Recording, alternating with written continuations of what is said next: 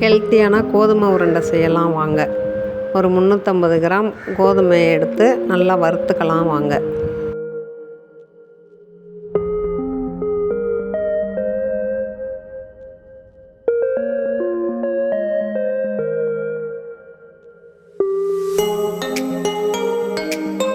நம்ம வறுக்கும் போதே படபடன்னு பொரியும், நல்லா வாசனை வரும்.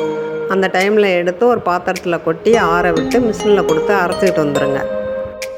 மிஷினில் கொடுத்து அரைச்சிக்கிட்டு வந்த மாவை நான் சலித்து வச்சுருக்கிறேன். இப்போது 200 கிராம் சர்க்கரையை மிக்சியில் போட்டு, உங்களுக்கு வேணுன்னா ஏலக்காய் 2 அந்த சர்க்கரையோடய போட்டுங்க. போட்டு நல்லா பவுடராக ஆக்கி இந்த மாவோட கலந்துக்கங்க.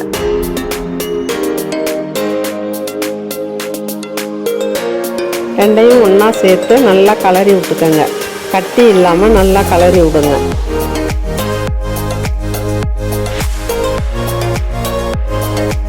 இப்போ கொஞ்சமாக நெய் விட்டு முந்திரியை சின்ன சின்னதாக உடச்சி அதில் போட்டு வறுத்து மாவோட கலந்துக்கங்க.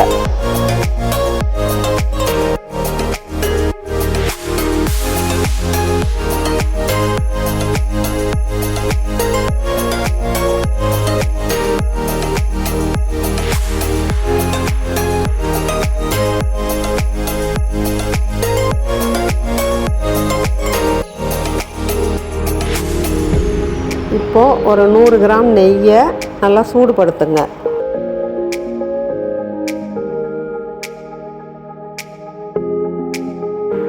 நெய் சூடானோன்னே இந்த மாவில் எடுத்து அப்படியே சுற்றிலும் இதை ஊற்றி விட்டுருவோம். ஊற்றி விட்டு இது கொஞ்சம் சூடாக இருக்கும், அதனால் கரண்டியால் லேசாக கலந்து விடுங்க. கலந்து விட்டுட்டு அதுக்கப்புறம் கையால் நல்லா கட்டி இல்லாமல் நல்லா கிளறி விட்டுருங்க. அதை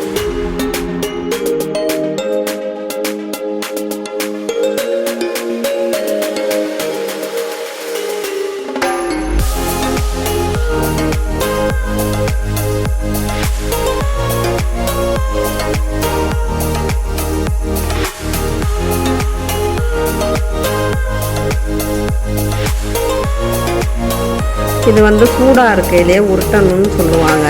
அப்படியெல்லாம் கிடையாது. இதை நல்லா நம்ம உருட்டுற பதம் வர மாதிரி இந்த நெய்யும் மாவும் கலந்து விட்டோம்னாக்க நமக்கே தெரியும் அந்த உருட்டுறதுக்கு நல்லா வரும் அப்படின்னு.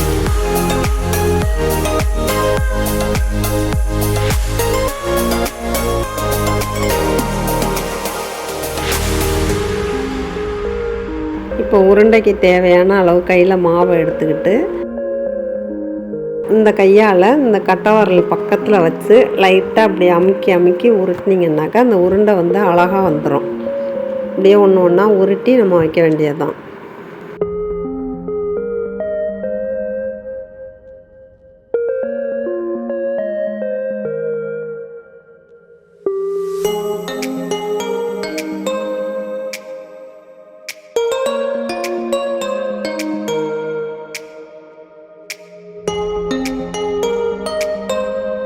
இப்போ எல்லாமே உருட்டிட்டோம்.